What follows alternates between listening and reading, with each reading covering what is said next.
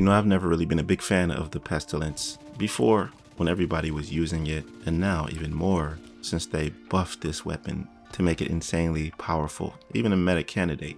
I see so many people using this weapon with 3-piece Lingmo, foxes and contractors using it with Umbra Initiative, and rightly so. But I've noticed that a lot of people, I'm not going to say have been building it wrong, but there's an alternate way to utilize this that many people have not been taking advantage of. And I want to tell you about that right now, because as soon as I found out about this, I went into conflict and started destroying people based on what the weapon talent does. And this is very important because when you read the talent, you have to look at the specifics, okay? It says Plague of the Outcast, which is actually an awesome talent when you think of the lore. Hits apply a debuff dealing 100% weapon damage over 10 seconds, and it stacks up to 50 times. Whenever an enemy dies, with this debuff, all stacks are transformed to a nearby enemy within 25 meters. This is an absolutely insane exotic talent if you just look at it, right?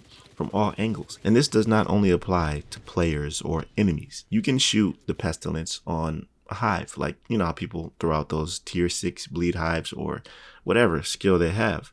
This applies to shields, bulwark shields. Whenever you shoot this and gain those stacks on whatever you're shooting, after that bleed hive is destroyed, anything within 25 meters, a player is affected by that. But when you look at the talent in detail, you see it says dealing 100% weapon damage over 10 seconds. So to me, I'm thinking it's not about anything else except for weapon damage. I think this is the priority when it comes to it. And it really stood out, I must say. So in order to do this, you have to look at what gear gives you the weapon damage.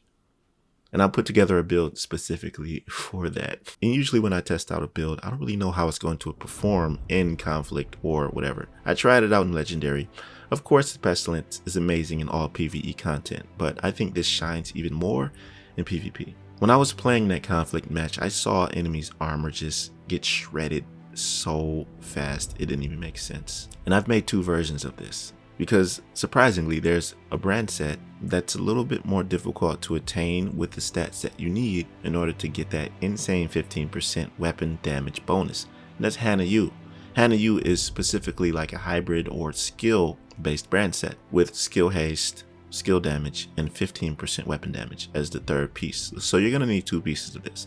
But the source of this build is the Ninja Bike backpack, which gives you an extra piece for whatever brand or gear you're wearing. And basically what you have to do is stack all weapon damage. So what are the brand pieces that you need in order to do this? First of all, I have the Hollow Man, which is a named mask with Yaahl gear. Now, Yaahl gear is rare, to say the least. The only way you can attain this is from the Dark Zone by farming, or you can get it from conflict caches. And I know a lot of you don't really like playing PvP, but like I said before, you can get gear that's Dark Zone specific from conflict. You don't even have to be good. Just go play conflict, get bodied or whatever. Try it out and you'll get a ton of conflict caches. They buff this method extensively by rewarding you more for playing conflict. I wish they would add more maps and put more attention to PvP, but that's just me. Anyways, you don't have to get the Hollow Man mask. One thing that it offers is 10% health damage, which is multiplicative like damage to armor and targets out of covered damage. So I suggest that you use that, but it's not really a necessity. Just use a Yaahl mask instead. Roll crit hit chance, crit hit damage. Now, like I said, crit is not the priority here, it's weapon damage. But you want to make sure you max out crit chance as much as you can. The closer you get to 60%, the better. And like I said, I made 2 versions of this because with Yaahl gear, if you just add another piece, you'll have plus 40% pulse resistance, which adds on to the 50% you natively get from whatever specialization you're using.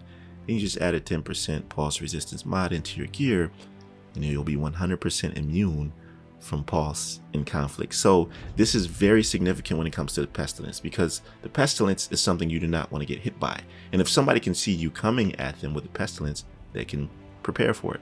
But if you lay into them from behind, then you'll fill them up with whatever Plague of the Outcast stacks you can, and most likely you'll kill them and they'll just spread to their teammates, and you can just watch the magic happen from there. Moving on, the next piece you want is Walker Harrison Company. The first piece gives you the weapon damage you need, and for the second piece, by using Ninja Bike backpack, it'll give you a nice damage to armor buff, which is always great. And this is what I was talking about, okay? So you have the Yaahl piece for the mask, you have the Ninja Bike backpack, the Walker Harris chest piece, and by the way, the talent that I have for this is Spotter. You can use the Sharpshooter specialization and use the Spotter drone to target enemies, which is an option. You can also use the Pulse that you throw on the ground, not the Pulse that you can just use and mark enemies, because for some reason in Conflict that has like an over 1 minute cooldown that's not viable to use in Conflict. So you can just use that little ball, throw it on the ground, and it'll continually pulse the environment. This will give you the extra bonus with Spotter for your Pestilence. And for my secondary, I'm using a weapon with Flatline to increase that damage even more when I'm not using the Pestilence. Now the two pieces of 𝐿 I have are the holster and the knee pads. This is what I was talking about is difficult to get, because you want this build to be all red, okay, if you can, all red. And 𝐿 always comes as a skill tier. So you're gonna need crit chance to be rolled on the piece already when you get it, so you can roll the core to a weapon. And I was lucky enough to get both pieces with that. It'd be nice to have crit chance and damage with that. And I do have 𝐿 gloves that have crit chance and damage, but you don't want to use the glove spot for that. You're gonna need the Contractor's gloves, which gives you the multiplicative damage to armor and LMG damage with the Contractor gloves. And this is where you want to swap out either the Yaahl gloves for the stealth approach I was talking about with 100% pulse resistance, or if you just don't care about being stealthy, use the Contractor's gloves, and there's your build right there. Anyways, this is what I was referring to. You have the maximum amount of weapon damage here. There's other gear sets that give you weapon damage just for having two pieces, but I don't really think that's better than this approach. Let me know what variations you've made with this Pestilence weapon damage build.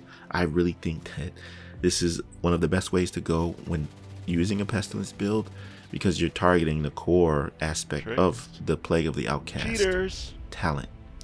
Anyways, that'll do it for this one. I appreciate you stopping by until the end. Let me know what you think about this. And if you like this conversation and like the video, and don't hesitate to subscribe to my channel if you're new here. I'll see you in the next one. Be right out.